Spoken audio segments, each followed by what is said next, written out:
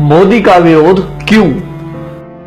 क्या मोदी कोई विदेशी है जो बाहर से आकर प्रधानमंत्री की कुर्सी पर जबरदस्ती बैठ गए हैं? क्या मोदी का चरित्र दागदार है? क्या मोदी ने कोई भ्रष्टाचार किया है? क्या मोदी अपनी तिजोरी भर रहे हैं नेहरू गांधी परिवार की तरह? क्या मोदी का कोई बेटा, भतीजा, भाई, भौजाई जिसको वो लाभ देने में लगे हैं? क्या मोदी की विश्वसनीयता संदेह के घेरे में है? क्या मोदी राष्ट्र विरोधी कार्य कर रहे हैं?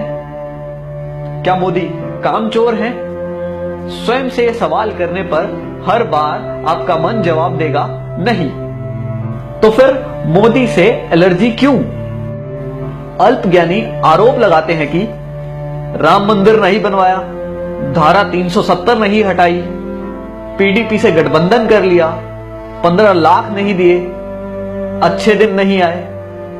आप ही बताएं कि क्या आपको हर विषय में 100% नंबर मिलते थे? क्या आप पहली नौकरी लगते ही घर खरीद लेते थे? आपने 5वां फ्लोर पहले बनाया था या फिर मजबूत नींव? गाड़ी में 5वां गियर पहले आता है या पहला? उदाहरण और भी जोड़ सकते हैं। कोई नहीं बताता कि अगर मोदी नहीं तो और कौन? कौन बना सकता है स्थायी सरकार? कौन बनवा सकता है राम मंदिर?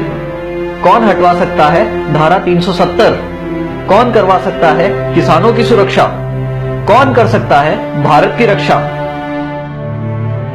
ये एक साजिश है लुटेरों की, ताकि आप फंस जाएं और इनको लूटने को मिले।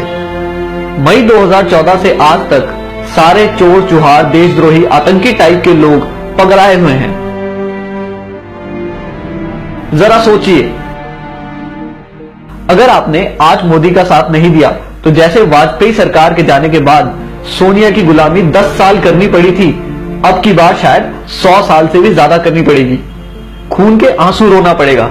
एक बार जरूर सोचें।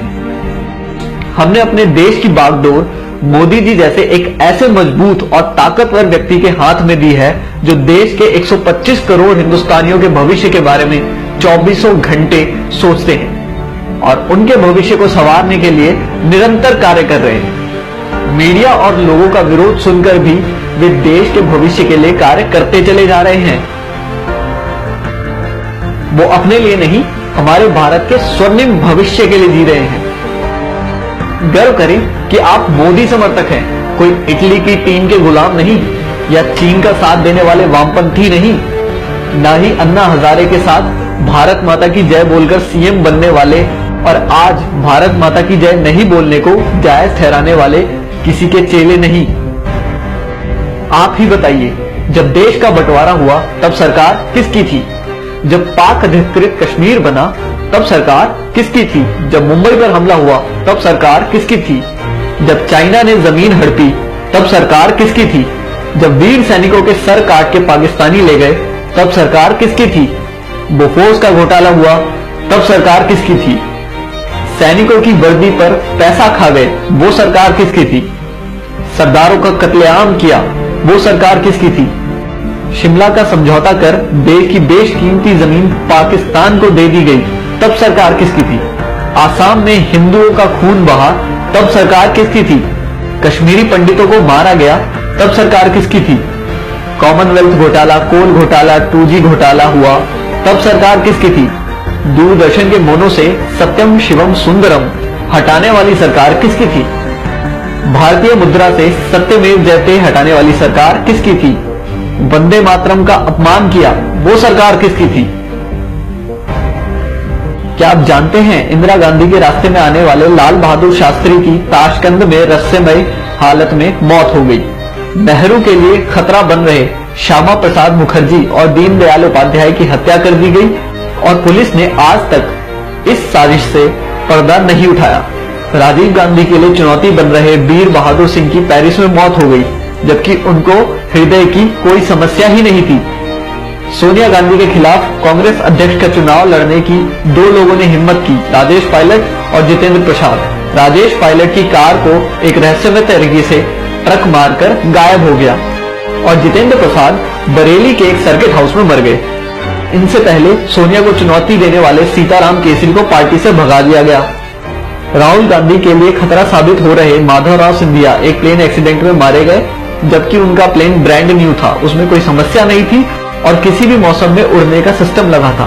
कांग्रेस और विदेशी कंपनियों के लिए खतरा बन चुके राजीव दीक्षित की मौत हो गई। राजीव भाई की मृत्यु की खबर किसी मीडिया चैनल ने नहीं चलाई।